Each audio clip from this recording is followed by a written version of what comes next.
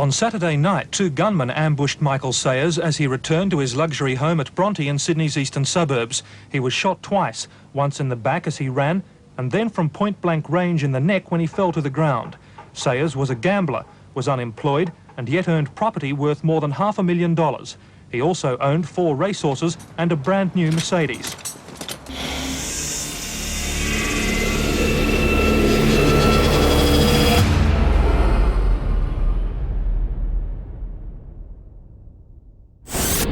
His father worked as an illegal bookmaker, and the family lived so close to Caulfield racetrack that young Mick could hear the horses jump out of the barrier.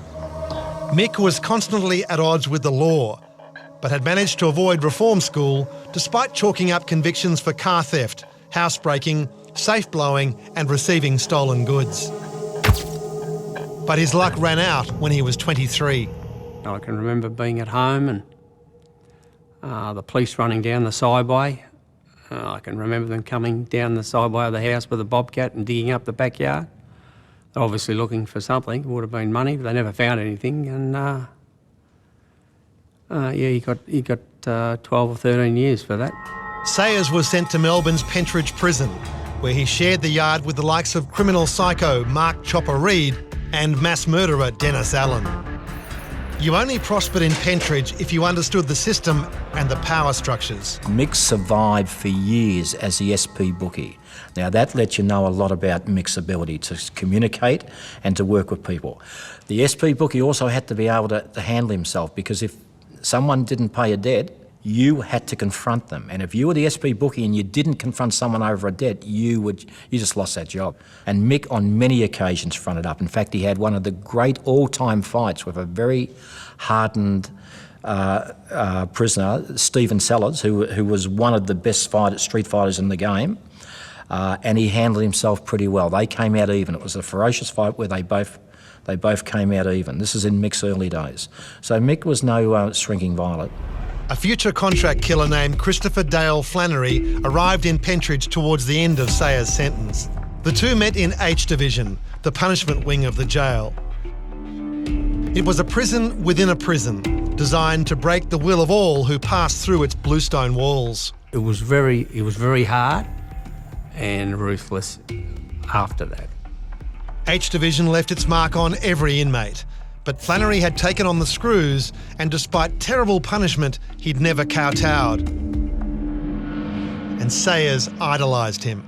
For all his experience as a criminal, he was routinely led around by the nose by other crooks, and Chris Flannery was a perfect example. That Flannery got into his ear and basically told him, or insinuated, that the Sydney organised crime scene, the McPhersons, the Freemans, they could be rolled, that they were older men, and a challenge from young, fit blokes like Michael Sayers and Chris Flannery could go up from Melbourne and take over this established criminal network that not even the mafia could crack 10 years before. You can see how foolish, you can see where this is going to end up. Flannery had successfully planted the seed, and when Sayers was released in 1973, he decided his race was run in Melbourne. A stint in Sydney would be better for his health. So Sayers left his wife and 2 children and headed north.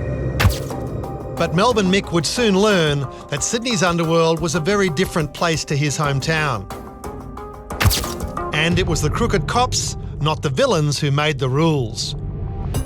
If you took on the crooks in Sydney, you took on these cops too. He returned to what he knew best, bookmaking. He also ran illegal casinos in Sydney and on the Gold Coast. With pockets full of cash, he came to notice as one of Sydney's biggest punters. He told me he was at a legal casino in Sydney and he was playing with $10,000 chips, and he was playing next to a bookmaker. And the bookmaker said, why don't you have a decent bet? Unbeknownst to the bookmaker, the chips, they didn't have $100,000 chips. And he'd made an arrangements that the 10,000 were really 100,000. And he couldn't tell him. He just kept playing and, mind his own business. But he was a $100,000 a chip gambler. Sayers may have won big some days, but he owed a lot of money. He turned to his old prison mate, Christopher Flannery, for help. Flannery, now also living in Sydney, introduced Sayers to his contacts in the drug business. Danny Chubb was the major heroin trafficker in Sydney in and around the 1980s. Chubb extended credit to Sayers, who started dealing heroin to rescue his cash flow and his SP bookmaking. Business started to look up when Freeman approached him with a large bet he wanted to place. But it was a bet Freeman could never lose. He'd fix the race. Sayers was in desperate need of cash at the time. He owed a lot of money in Sydney, and a quick fix horse race with a quick return of a lot of money seemed to appeal to Mick Sayers. He thought he'd found the answer with a conspiracy that became known as the Fine Cotton Affair.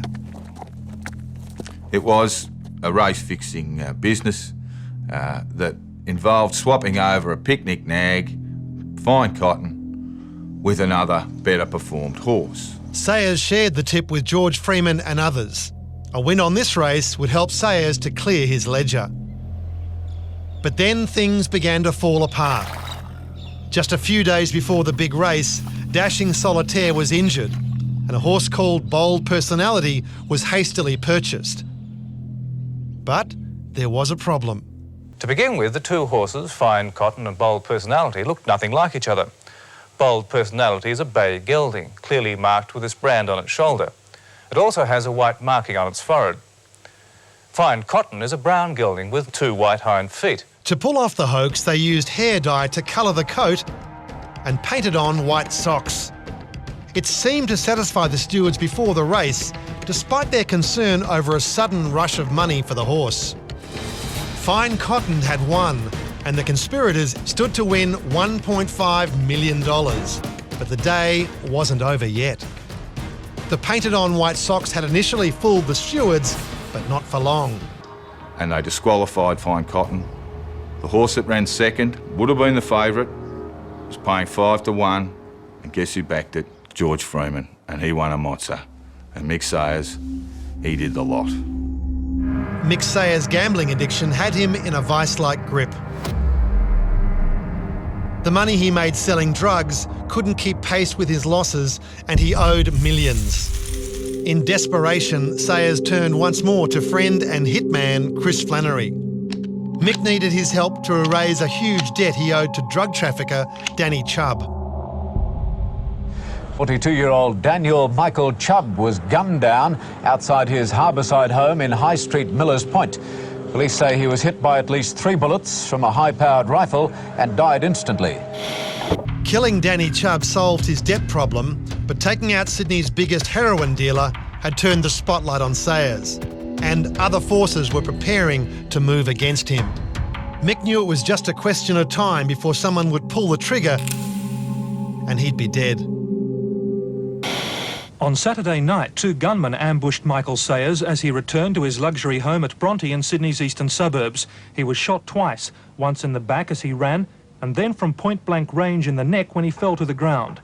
Sayers was a gambler, was unemployed, and yet earned property worth more than $500,000. He also owned 4 racehorses and a brand new Mercedes.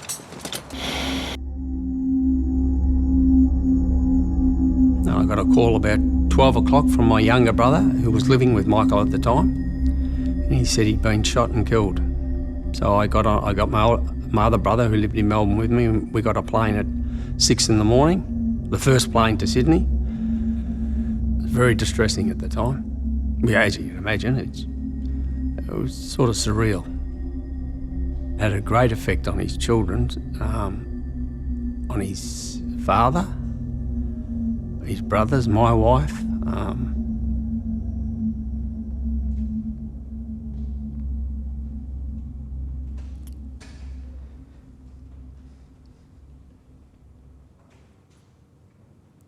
It really hasn't stopped, has it?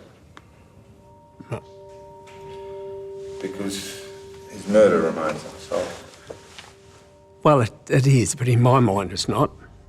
You know, I know what happened, and I was told very early in the piece what had happened by certain people. And there was, you know, that's just the way it is. You can't do much about it, really.